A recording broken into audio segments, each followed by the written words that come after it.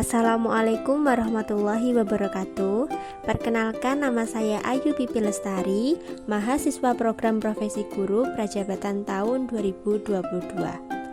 Pada video ini saya ingin menyampaikan penerapan metode scaffolding pada zona of proximal development atau yang disingkat dengan ZPD pada peserta didik. Metode tersebut saya terapkan pada peserta didik kelas 10 di SMA Negeri Pakusari, tempat di mana saya melaksanakan praktik pembelajaran lapangan.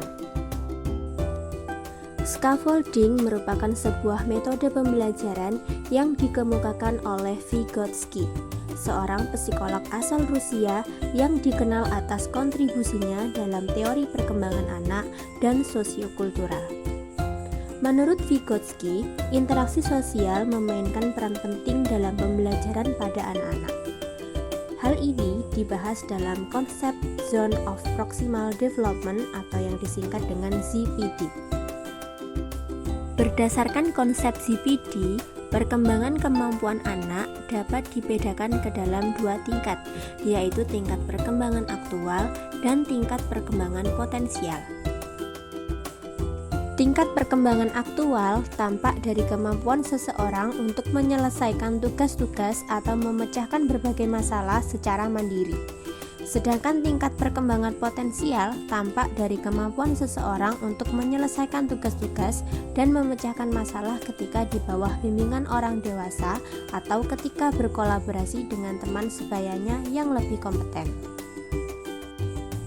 Jarak antara keduanya, yaitu tingkat perkembangan aktual dan tingkat perkembangan potensial, ini disebut dengan zona perkembangan proksimal atau yang dikenal dengan Zone of Proximal Development.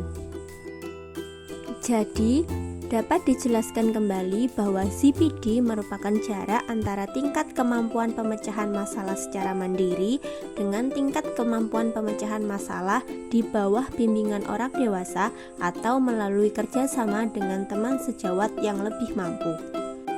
Oleh karena itu, untuk meningkatkan kemampuan aktual peserta didik, guru perlu memberikan bantuan atau yang disebut dengan scaffolding pada Zone of Proximal Development peserta didik. Scaffolding merupakan pemberian sejumlah bantuan kepada peserta didik selama tahap awal pembelajaran, kemudian mengurangi bantuan dan memberikan kesempatan untuk mengambil alih tanggung jawab yang semakin besar setelah peserta didik dapat melakukannya. Adapun praktik scaffolding yang dapat dilakukan guru di dalam pembelajaran dapat berupa pemberian motivasi, pemberian pertanyaan pemantik untuk merangsang kemampuan berpikir peserta didik, pemberian penjelasan mengenai aktivitas dan materi pembelajaran yang akan dipelajari, menghadirkan media pembelajaran yang sesuai dengan kebutuhan peserta didik, menerapkan model pembelajaran yang mampu mendukung kemampuan berpikir kritis, kreatif, dan pemecahan masalah, membimbing diskusi kelompok, memberikan penguatan terhadap pendapat peserta didik, memberikan pertanyaan untuk memantapkan pemahaman peserta didik, dan memberikan apresiasi atau feedback terhadap hasil kerja peserta didik.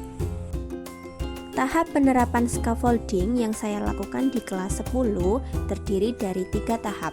Yang pertama, guru merancang strategi pembelajaran dengan memperhatikan latar belakang dan karakteristik siswa. Yang kedua, guru melaksanakan pembelajaran dengan menerapkan metode scaffolding.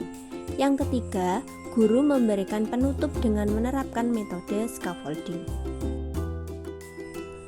Pada tahap pertama, saya merancang berbagai persiapan beserta dengan guru pamong, dosen pembimbing lapangan, dan teman mahasiswa lainnya untuk mendiskusikan tentang strategi pembelajaran yang akan digunakan, model pembelajaran, metode pembelajaran, media pembelajaran yang digunakan sesuai dengan kebutuhan peserta didik, serta sintak pelaksanaan pembelajaran di kelas dengan menggunakan problem-based learning.